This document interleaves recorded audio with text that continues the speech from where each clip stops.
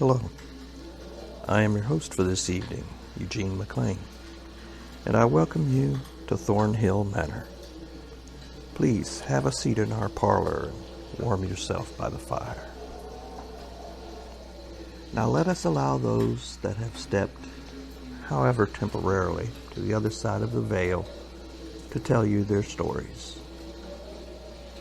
Tonight we present Loreley. Hell on earth.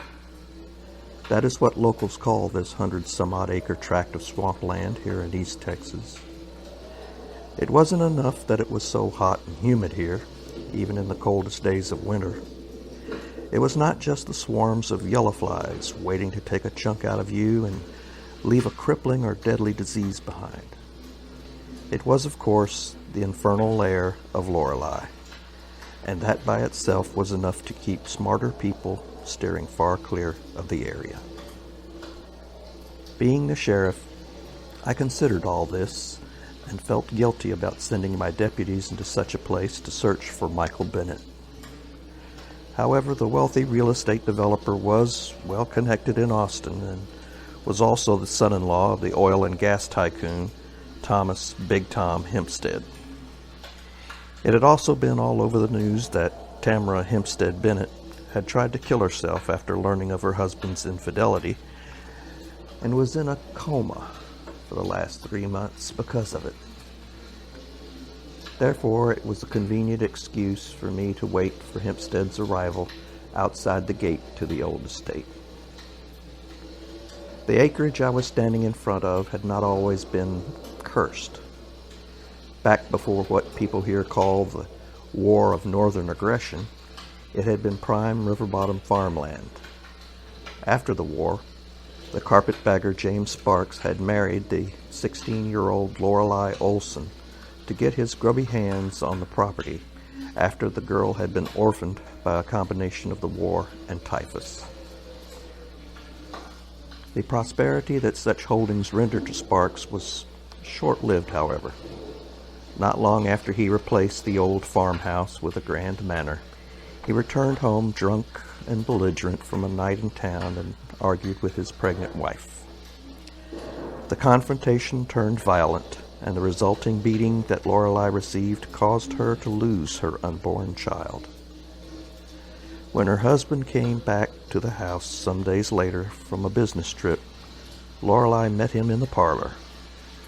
She presented to him with a tiny fetus in one bloody hand and a razor-sharp butcher knife in the other. Loreley was a slight girl and weak from blood loss. Her husband's entire body should have been far too cumbersome for her to drag it all the way down to the river. So she proceeded to put the large knife to its intended use. The alligators that dwell down in the swamps would dine especially well that night. At least, that was the plan. Suffering near total exhaustion, Loreley stepped too close to the river's muddy water to heave the last of Sparks's remains into it, slipped, and fell in. Without the strength to extricate herself, she drowned. Thus began the legend of Loreley. My grim self-absorption was broken by the sound of a large SUV's tires crunching gravel. Tom Hempstead may have lived up to his Big nickname in his youth, but not now. The suit that climbed out of the rich man's toy seemed a bit too large for the withered old man it was draped on. "I'm Sheriff Gonsalves, sir," I greeted him.